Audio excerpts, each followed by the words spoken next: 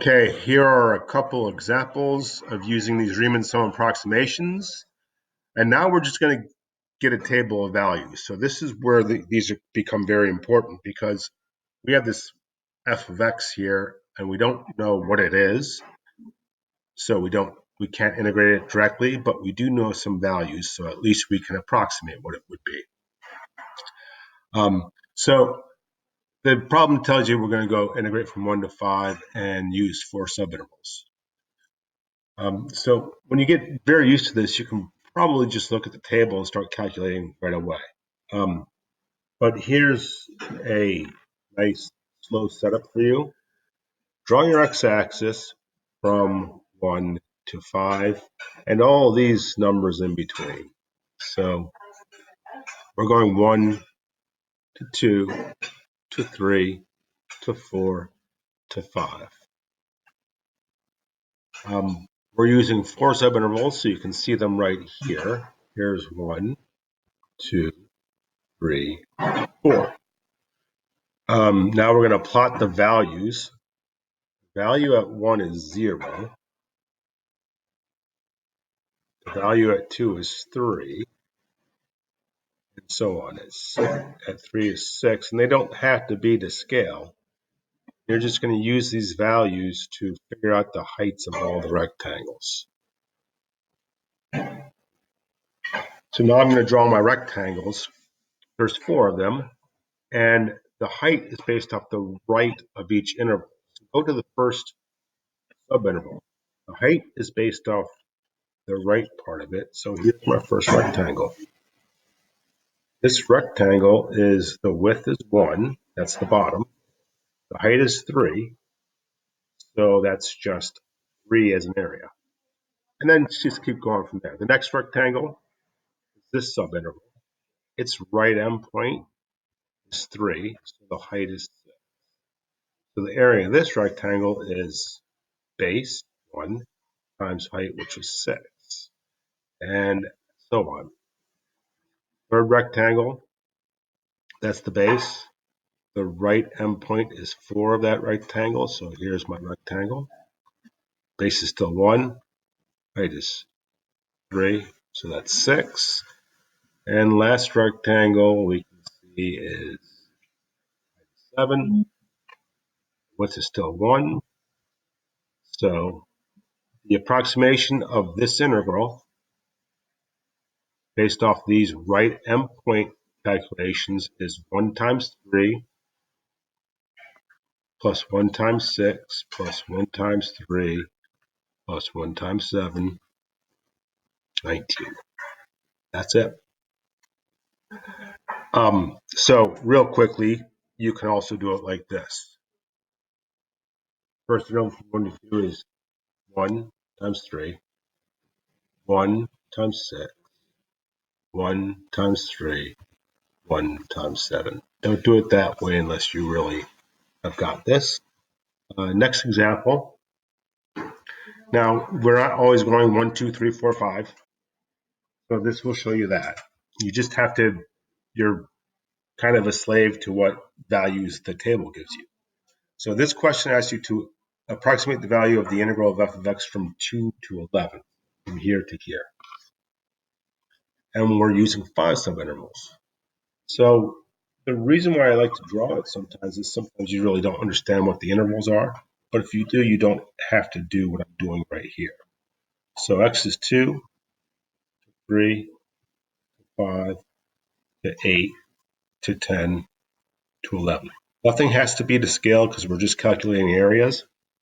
You can see I just drew 1, 2, 3, 4, 5 subintervals, which are the base of all the rectangles.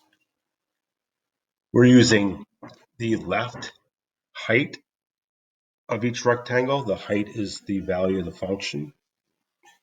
So the first rectangle, the height at 2, according to this chart, is 1. So this is 1. The base is 1 times 1. The next rectangle, the left height, so we're going from 3 to 5, its left height is 3. So that's a 3. So the area of this rectangle is, now this is 2 because they weren't evenly spaced, but that's fine. The times the height is 3, and so on. So I'll do the next one slowly for you, and then we'll quickly go over the other ones. Third rectangle, 5 to 8. Left Reiman sum would be the value at 5, which is 9. So this rectangle is, base is 3 because we're going from 5 to 3, so that's the width, I guess. The height is 9, and so on. So this one, next one will be 2 to 10 is 2 times the height of 8 is 4, and the last one is base is 1 times the height at 10, which is 3.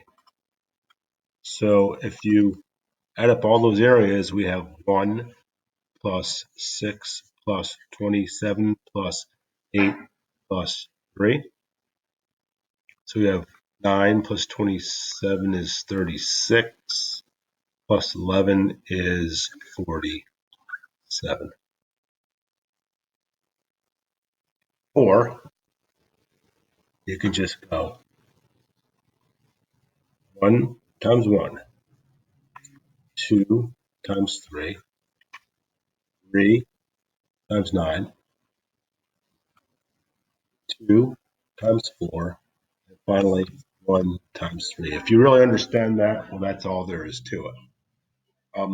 If you don't completely understand it, this is a kind of a no-fail way to go. Hopefully I added it right. You can check me on the addition.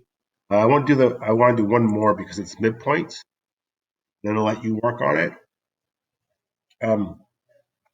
Just be very careful with how they're asking the question. There's a lot of subintervals you can see here, but they're asking for 2 subintervals, and we're going from 5 to 9. So we're given all these data points, 6, 7, 8, 9, but 2 subintervals, meaning 1, 2. So we have 2 rectangles. We need the heights at the midpoints. So the first one, the height at 6 is 8. So this is 2 times 8. And the second one, the height of the rectangle, the midpoint is 8 of this subinterval, which is, the height is 10. So we have the area of this rectangle is 2 times 10. So it's just 16 plus 20, which is 32.